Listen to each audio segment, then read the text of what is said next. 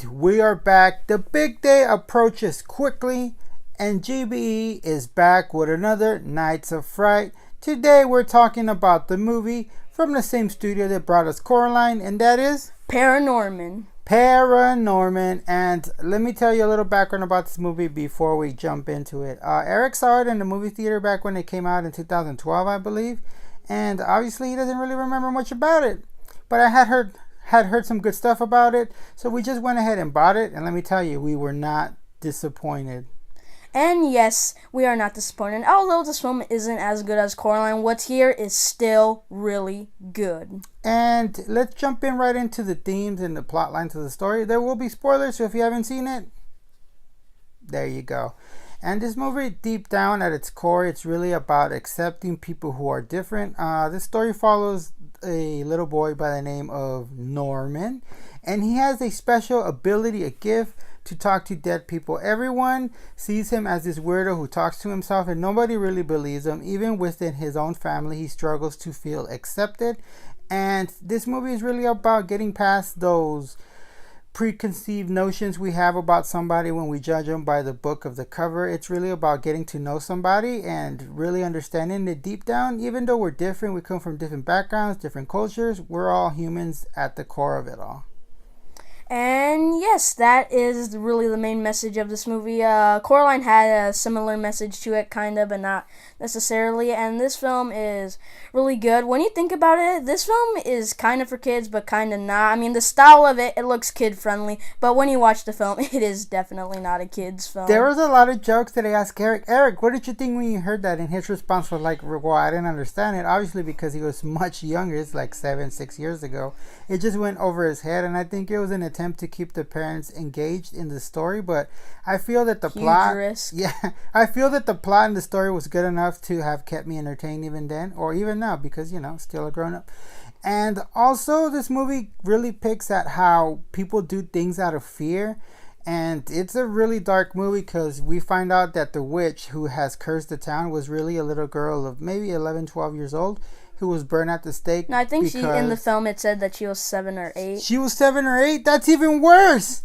So the town took this little girl who was different, who had the ability, just like Norman, to speak to the dead, and they burned her at the stake, all because they were driven by fear because she was different. Wow. Yeah, not really a kid's movie. But anyway, it's entertaining all the same. Anything you want to say about this movie? Something that I want to say is that jokes are constantly being thrown in our face, and yeah, you cannot stop. It's kind of like the traditional stereotypical type, like where you have Norman, who's this kid who has like a weird, he's picked on at school, and he's kind of the outcast of the group, and yeah, but we haven't seen a kid with a weird ability who could talk with the dead. And he has the chubby best friend who's kind of the comic relief, and he's funny in this film, to be surprisingly. And he has a sister who's trying to be cool and popular and all that stuff, who really feels that Norman is a detriment to her life because obviously she wants to be accepted, and Norman, being Norman, doesn't really fit in with that picture. And another thing that I wanted to touch upon was the dad who struggled with Norman's ability. He didn't know what to make of it. Obviously, he felt like he could have been making it up, or he just had a hard time with that. And I really liked that towards the end, when Norman saves the town, obviously, that it all comes full circle and he's accepted not only within the community of the town, but also within his family, because that was always a big struggle throughout the film. And so that was pretty much our thoughts about this film. Before we go, talk a little bit about the animation. I know that you had a couple things to say when we were watching the movie itself.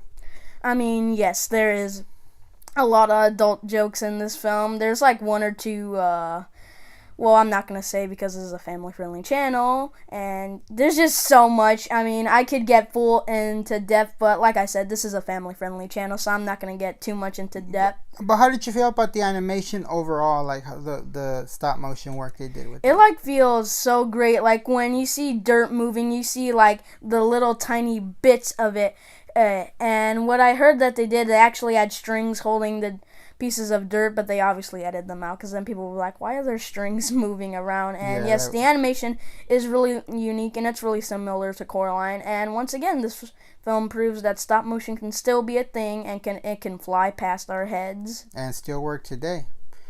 Alright guys, that's our discussion on ParaNorman. If you haven't seen it, go and check it out. If you've seen it, let us know in the comments down below that you like it. What was your favorite part? Or if you didn't, let us know all that just as well.